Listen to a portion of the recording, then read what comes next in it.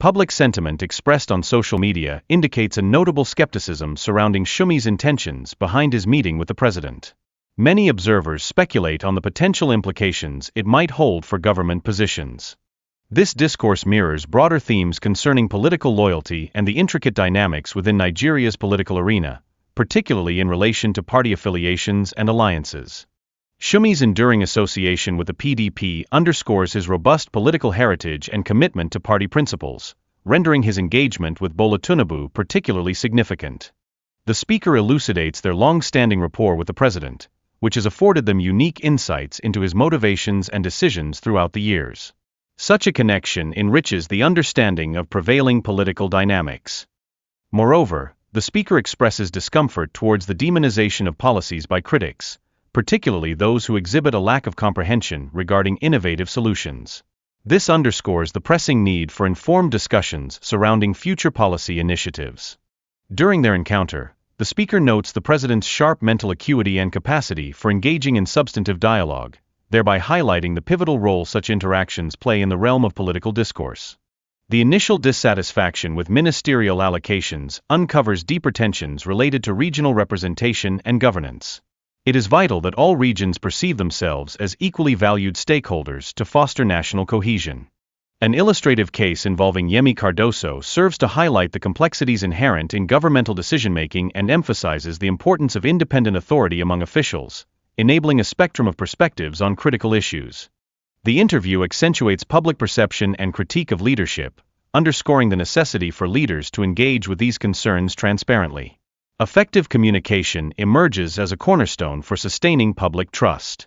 The repercussions of subsidy removal on the economy are profound, potentially leading to unforeseen consequences. It is imperative to grasp the broader ramifications of such policy shifts. Historical precedents in currency management indicate that nations employing controlled currency strategies have achieved superior economic outcomes, as opposed to those that have embraced free market currency approaches. The interplay of political dynamics and personal relationships within parties significantly shapes public perception and trust. Navigating these complexities is crucial for maintaining credibility in political discussions. The speaker emphasizes the importance of individual freedom in political discourse, asserting their right to make independent decisions. This stance reinforces the concept of personal agency within political contexts. Critiques directed at political figures such as Bola Tinubu are examined, with the speaker clarifying their stance as not being anti-Tinubu but rather advocating for constructive feedback within the political sphere. Finally, discussions with political leaders surface concerns about pressing national issues, such as security and food shortages. The speaker seeks accountability and effective solutions to address these urgent challenges. Public sentiment expressed on social media indicates a notable skepticism surrounding Sowunmi's intentions behind his meeting with the president. Many observers speculate on the potential implications it might hold for government positions. This discourse mirrors broader themes concerning political loyalty and the intricate dynamics within Nigeria's political arena, particularly in relation to party affiliations and alliances. Sowunmi's enduring association with the PDP underscores his robust political heritage and commitment to party principles, rendering his engagement with Bola Tinubu particularly significant. The speaker elucidates their long-standing rapport with the president, which has afforded them unique insights into his motivations and decisions throughout the years. Such a connection enriches the understanding of prevailing political dynamics. Moreover, the speaker expresses discomfort towards the demonization of policies by critics, particularly those who exhibit a lack of comprehension regarding innovative solutions. This underscores the pressing need for informed discussions surrounding future policy initiatives. During their encounter, the speaker notes the president's sharp mental acuity and capacity for engaging in substantive dialogue, thereby highlighting the pivotal role such interactions play in the realm of political discourse. The initial dissatisfaction with ministerial allocations uncovers deeper tensions related to regional representation and governance. It is vital that all regions perceive themselves as equally valued stakeholders to foster national cohesion. An illustrative case involving Yemi Cardoso serves to highlight the complexities inherent in governmental decision-making and emphasizes the importance of independent authority among officials, enabling a spectrum of perspectives on critical issues. The interview accentuates public perception and critique of leadership, underscoring the necessity for leaders to engage with these concerns transparently. Effective communication emerges as a cornerstone for sustaining public trust. The repercussions of subsidy removal on the economy are profound, potentially leading to unforeseen consequences. It is imperative to grasp the broader ramifications of such policy shifts. Historical precedents in currency management indicate that nations employing controlled currency strategies have achieved superior economic outcomes, as opposed to those that have embraced free market currency approaches. The interplay of political dynamics and personal relationships within parties significantly shapes public perception and trust. Navigating these complexities is crucial for maintaining credibility in political discussions. The speaker emphasizes the importance of individual freedom in political discourse, asserting their right to make independent decisions. This stance reinforces the concept of personal agency within political contexts.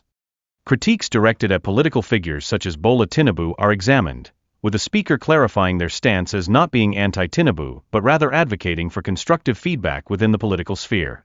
Finally, discussions with political leaders surface concerns about pressing national issues, such as security and food shortages. The speaker seeks accountability and effective solutions to address these urgent challenges. Public sentiment expressed on social media indicates a notable skepticism surrounding Sowunmi's intentions behind his meeting with the president. Many observers speculate on the potential implications it might hold for government positions. This discourse mirrors broader themes concerning political loyalty and the intricate dynamics within Nigeria's political arena, particularly in relation to party affiliations and alliances. Sowunmi's enduring association with the PDP underscores his robust political heritage and commitment to party principles, rendering his engagement with Bola Tinubu particularly significant. The speaker elucidates their long-standing rapport with the president, which has afforded them unique insights into his motivations and decisions throughout the years. Such a connection enriches the understanding of prevailing political dynamics. Moreover, the speaker expresses discomfort towards the demonization of policies by critics, particularly those who exhibit a lack of comprehension regarding innovative solutions. This underscores the pressing need for informed discussions surrounding future policy initiatives. During their encounter, the speaker notes the president's sharp mental acuity and capacity for engaging in substantive dialogue, thereby highlighting the pivotal role such interactions play in the realm of political discourse. The initial dissatisfaction with ministerial allocations uncovers deeper tensions related to regional representation and governance. It is vital that all regions perceive themselves as equally valued stakeholders to foster national cohesion. An illustrative case involving Yemi Cardoso serves to highlight the complexities inherent in governmental decision-making and emphasizes the importance of independent authority among officials, enabling a spectrum of perspectives on critical issues. The interview accentuates public perception and critique of leadership, underscoring the necessity for leaders to engage with these concerns transparently. Effective communication emerges as a cornerstone for sustaining public trust. The repercussions of subsidy removal on the economy are profound, potentially leading to unforeseen consequences. It is imperative to grasp the broader ramifications of such policy shifts. Historical precedents in currency management indicate that nations employing controlled currency strategies have achieved superior economic outcomes, as opposed to those that have embraced free market currency approaches. The is one of perhaps the most vocal member of the People's Democratic Party. He wanted to be governor of Ogun State, and he also spoke for the presidential campaign organization of the PDP in 2019 and 2023. He's a very well-known ally and supporter of Atiku Abubakar, and he's been speaking in recent time about the government of Bola Tinubu and the APC. He doesn't agree that they're running this country well. But yesterday, Chief Sowunmi was seen in pictures meeting with President Bola Tinubu, a man that he has heavily criticized either in the elections or after the elections.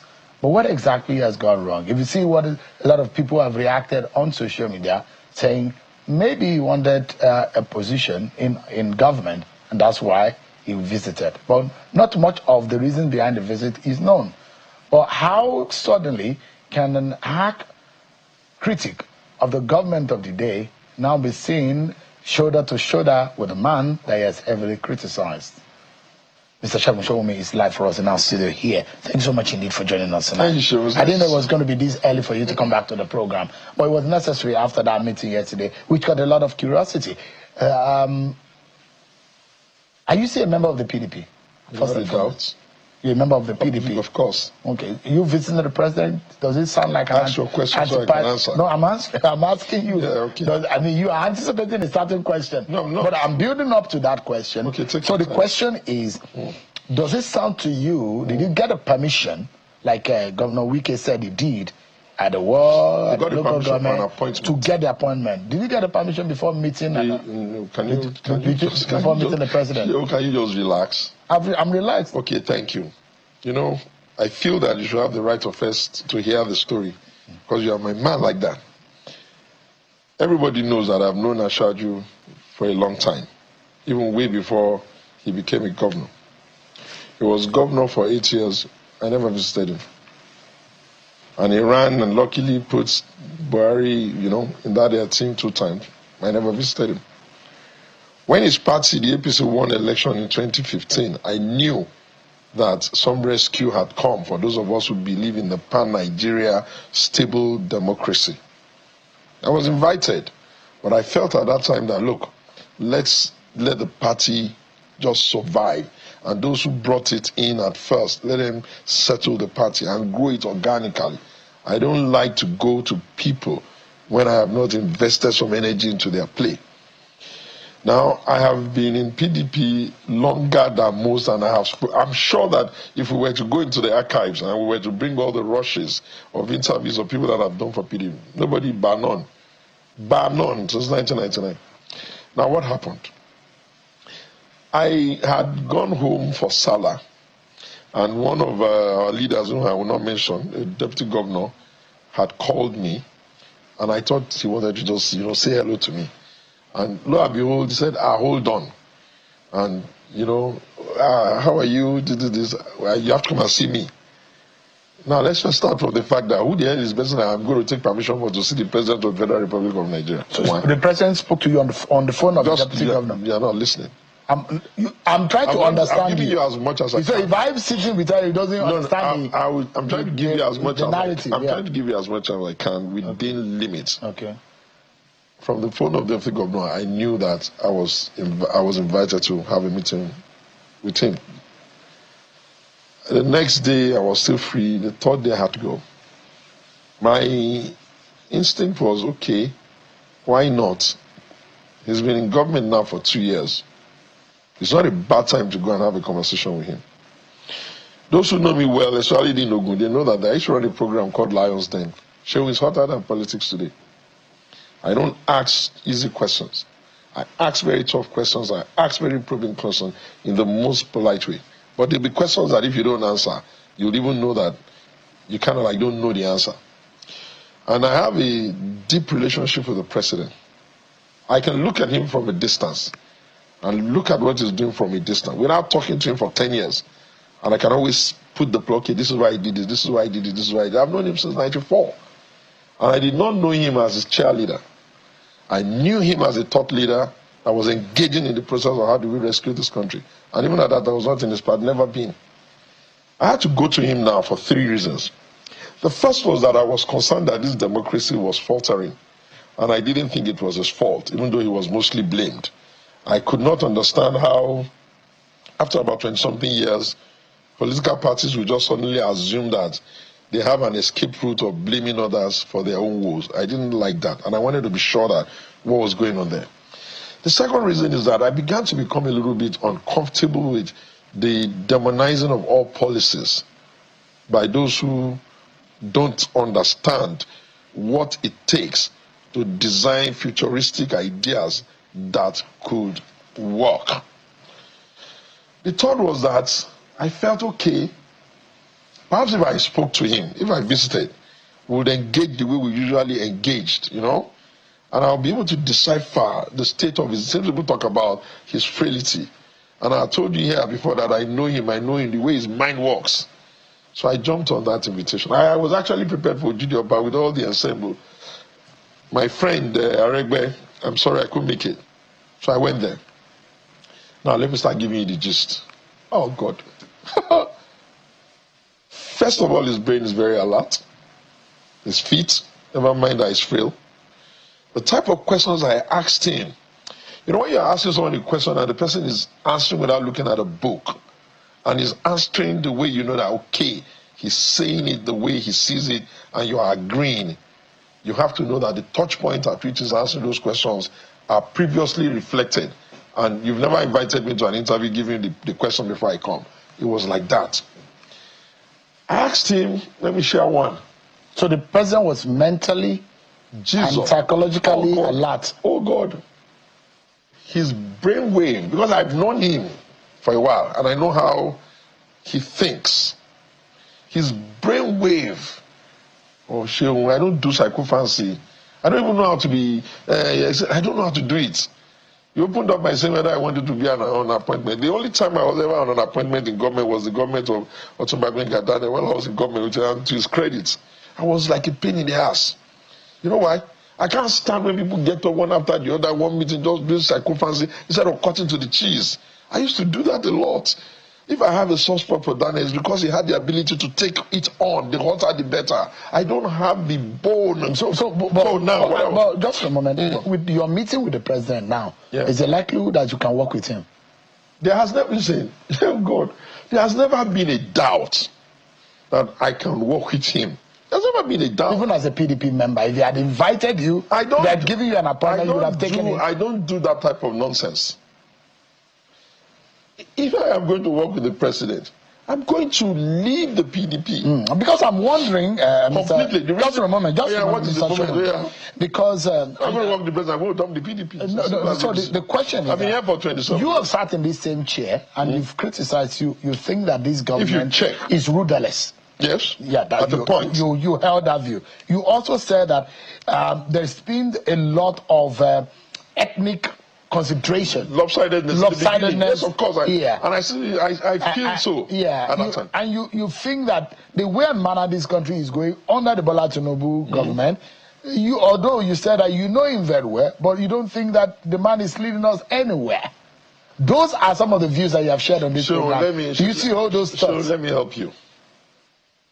When he set up his government, the beginning of the ministers, I was honestly not happy that some locations got more.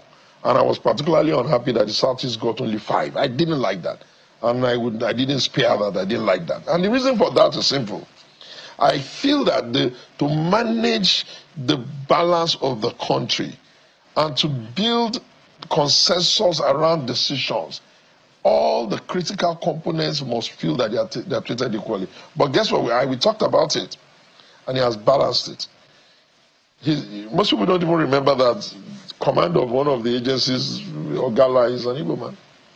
He has balanced it. He has balanced it. And then let me give you another one. Remember I said to him that I think that I thought that Yemi Cardoso maybe was not, that maybe it was because he was a Lagos person from him. The president gave me an example that shocked me. Because I told him, I said, listen, what's this? And he said to me, Shagun, do you know why I put Yemi there?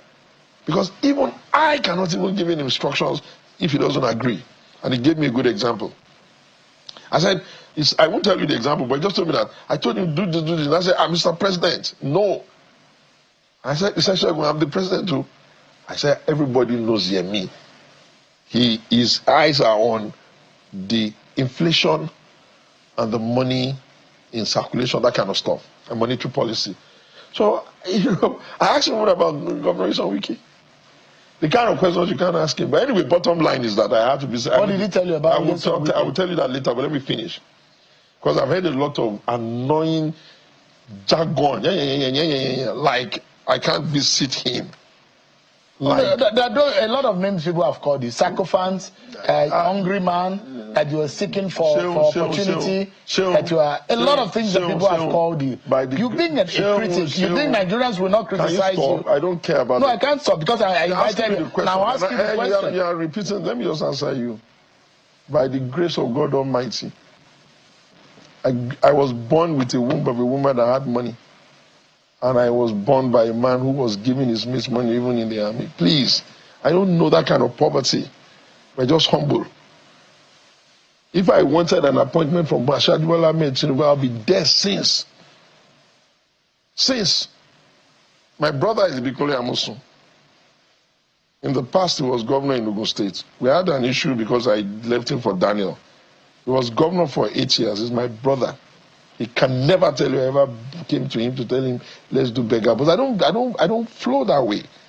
I just believe that there comes a time in the life of a nation where you must try to be sure whether the direction that the leader is going to is the right direction, or at least whether it is his intended direction. And I guarantee you, I don't kid myself and I don't have any reason to kid anybody. He's smart. Above average. But you think you never thought that before now? You know, you didn't think that we are on the right track no. under this government. Can you but stop? after just a moment, let me ask my question. Oh, yeah, ask. Can you calm down, Mr. Sowunmi? No, yeah. This is my program. I've invited you, and the courtesy between guest and presenter. Let's just establish it. Sir. So let me land on my question. My question is this: before now, you never believed that the country is on the right trajectory, but after yesterday, no, you think otherwise. No. You have not been. You can't. You see. If you have followed me around a lot, I do a lot of interviews, you would have known those things I said they were right on. I told you, and if people say they're going to remove subsidy, there's no simple way. I'll do it smaller. The move is removed. The knock-on effect on subsidy is clear. There's no beating about the bush. In any case, you don't even have the money. I've always said that. I said I do not agree, only to the extent that I would have rather he was punishing those who messed up that opportunity for everybody. That's it. I told you, I'm not very comfortable with the devaluation of the currency. And I did tell you, if you recall, that because of an experiment that had been carried out sometimes around 1972, people like us read a lot and we research a lot. Some countries said the market would regulate the currency. Some countries offered controlled. Among the countries that did open market were France, England, and the USA. Among the that did control was Germany, Indonesia, or Singapore, and other. You know what they found out after 5 years of the experiment? Those that controlled the currency did better than those that left. You know why? Because what you call the market, you can never manage the entire greed and the complication of the market. Because what do you know that the people would do? But that was my reason. But their reason was also a very strong reason. You can't be borrowing money to back currency. I knew that. But I just wish that they could have thought that, who are those people collecting the currency? Who are those people doing the arbitrage? So that we can, because they will leave a paper. So the question I was asking earlier, whether or not after yesterday, you had... I think that, if you were born again. No, I don't need to be born again. The philosophy of Bola Tinubu. I don't need to be born again. I've always known him. I've always said he's smarter than his mates. So, but do you know anything different from this? I think what happened when I was with him yesterday is that nostalgia of who I know he is.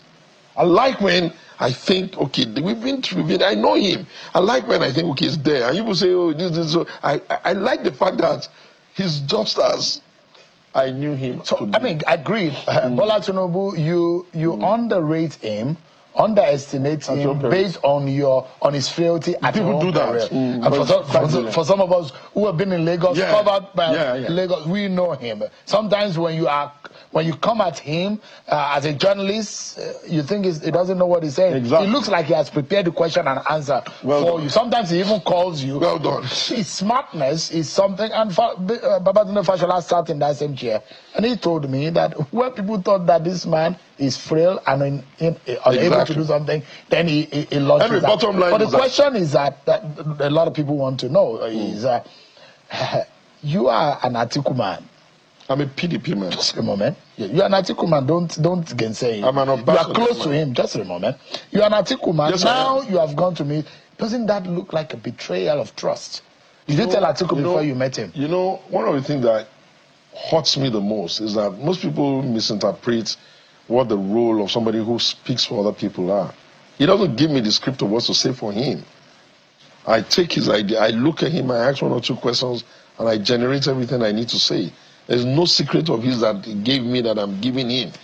It's the things that I have looked at, okay, this is what he would like to do. I've answered questions that later on, when they ask some of their people, they can't even answer those questions. I dislike. But this is you, Mr. Yes, I'm telling you. I criticized Daniel Bwala when he moved on to the other side. No, I didn't. You did. No, listen. You called him a tongue. You called him several names. I never did. Right on this program, you did. No. I dare say you did. Okay. If I knew you were going to deny it, I would have brought it. Listen, what I said. You criticized him. No. But I think you should apologize to him. No. But if you criticize Bwala for working for Tinubu, and this is you talking so eloquently about Bola Tinubu, listen, you heavily I criticized. own my mouth, I own my words, I own my arguments. Does it look to you like betrayal of who? Of Atiku Abubakar? Is he you now taking sides? Is he running for president now?